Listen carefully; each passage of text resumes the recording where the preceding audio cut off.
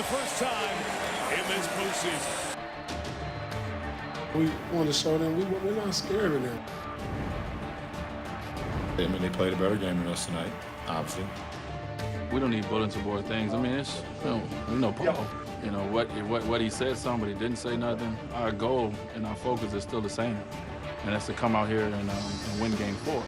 And legs, LeBron James, he brushed off some comments made earlier by Paul Pierce saying that the Nets weren't afraid of the Heat. But LeBron James put together a pretty scary performance in Game 4 in Brooklyn. Heat looking to take a commanding 3-1 lead. The Stars were out in the BK. Now, after Game 2, Paul Pierce told Jason Kidd he wanted to guard LeBron the rest of the series to get a good job in Game 3, but LeBron was hard to handle in this one. Well, right there, Paul Pierce is guarding him, but he's basically baiting him into shooting that jump shot. That's the shot they want LeBron to take here. Paul Pierce just basically overcommits to Mario Chalmers for some reason, loses sight of LeBron James, creeps along the baseline and gets the easy lay-in. And during a timeout, Pierce sitting at the end of the bench. Frustrated. Yeah. Frustrated. Yeah, because he would do that to you, and Dwayne Wade gets it to LeBron here, and look at this dunk. Yeah, great job. You know, Dwayne Wade's head is up the entire time. He knows LeBron James, even though he's trailing the play, is going to make up that ground with that sprinter speed, gets out with the flush. 25 points in the first half, even had time to chat with Jay-Z and Beyonce courtside. In the third quarter, LeBron on the drive and one. After the made free throw, Heat up 65-56. Later, LeBron doing it from all over the court. Yeah, again, this is the shot you have to dare him to take, and he had so much going on in the paint tonight. They especially wanted to force him to take threes. He makes 3 out of 6 on the night, but he had everything working from the start of this game offensively. Now in the fourth quarter, Nets down 2, still in this. Paul Pierce, in transition, makes the lay-in somehow and gets fouled to give the Nets the 1-point lead. Next Heat possession, LeBron from way downtown. Yeah, what an answer. I mean, this is a 27-foot three-pointer off the catch, hand in his face. Didn't matter for LeBron James. Here, the hesitation dribble. Great recognition to know where the help was. Comes out of the spin. There's nobody on the other side of the rim, and he gets another layup at a critical time. But it wasn't even LeBron who came up with the biggest shot with 1 minute to play, tied at 94. Chris Bosh, big-time Bosh, putting the Heat up 97-94. Now with 5 seconds to play, Nets down 5, desperation 3 by Joe Johnson. LeBron gets the rebound and is fouled. LeBron with a chance for a playoff career high in points. 2 points away from setting a new playoff career high with 50. Makes the first, that's 49. But misses the second free throw. And look at his face. Oh, he wanted it.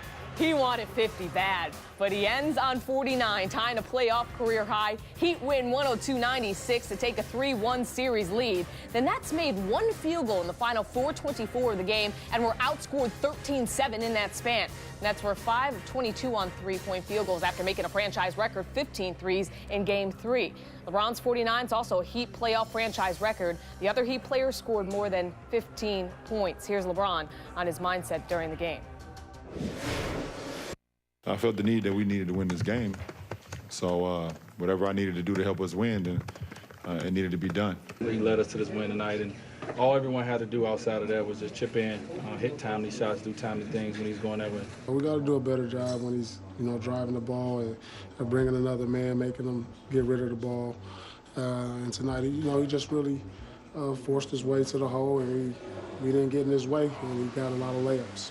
Eric said that he thought about sort of asking you to come out, but wasn't really serious about it. Was there any thoughts in your head that maybe you might not play the entire fourth quarter? He asked me, and I didn't know if he was serious or not. And what I told him, I cannot say again. So I wanted to finish out the game. Some nice glasses, like old school grandpa style. LeBron put the Heat on his back in Game 4, breaking Dwayne Wade's Heat playoff franchise record by scoring 49 points, just 4 fewer than the other 9 Heat players had combined.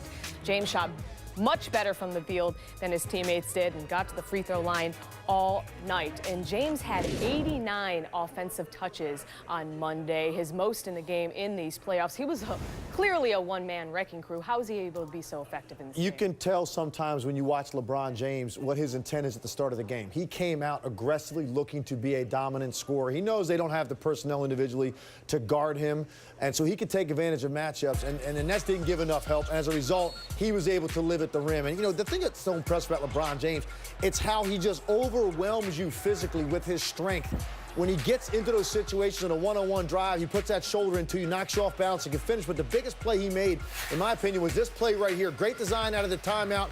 They get him involved in the ball screen. Hadn't done that all night. As a result, there's a miscommunication defensively. He sucks everybody in the paint. When Wade makes the cut, Joe Johnson goes with him, and now you've got one defender, Darren Williams, on the weak side of the floor to play two guys.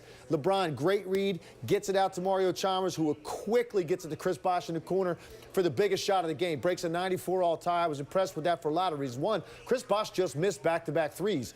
Took a third one in a row, had the courage to step up and do it. LeBron had the trust to make that play, and Mario Chalmers with the quick. If he takes any time at all to get rid of that basketball, that's a contested three. Instead, they're so smart, play such a high-level IQ on offense, they don't get enough credit for that. Mario Chalmers with the quick pass, Bosh hits a three. LeBron on a night when he gets 49, easily had a right to take that shot, take it to the rim right there, but understood the crowd, and the play was to kick it out, get it to the weak side, and trust your teammates.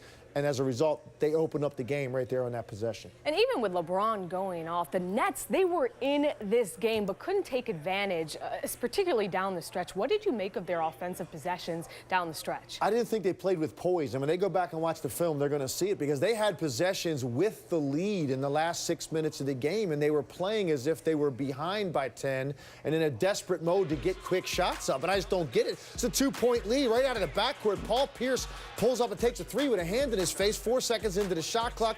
This is off an out-of-bounds play. 2 seconds on the shot clock. Darren Williams didn't have much of a choice, but not a quality possession. Now, this is the one I think that really bothers Joe Johnson tomorrow. He has a chance right here to get LeBron James in a situation with 5 fouls to spin off of him, try to get to the rim. Joe Johnson, 6'7", 230 pounds himself. Right there, he had a perfect opportunity, take one more dribble, spin baseline. LeBron James is probably going to concede that basket. Critical time in the game. Instead, Joe Johnson bails him out by shooting a fadeaway jump shot. The next possession, the ISO on the other side of the floor, and Joe Johnson shoots an off-balance runner after LeBron James fell to the ground. So Jason Kidd and that team are going to look at that film. They're going to see wasted opportunities. A game that they really had an opportunity to win if they could have had a couple quality looks down the stretch. They didn't get that, didn't execute. Miami once again proved why they are a 2-time defending champion. They play with poise, they execute when they have to, and they make big shots. The Nets may not fear the Heat, but these numbers are scary. Teams that hold a 3-1 lead in a best-of-7 series go on to win the series 96.3% of the time. Game 5 is Wednesday in Miami.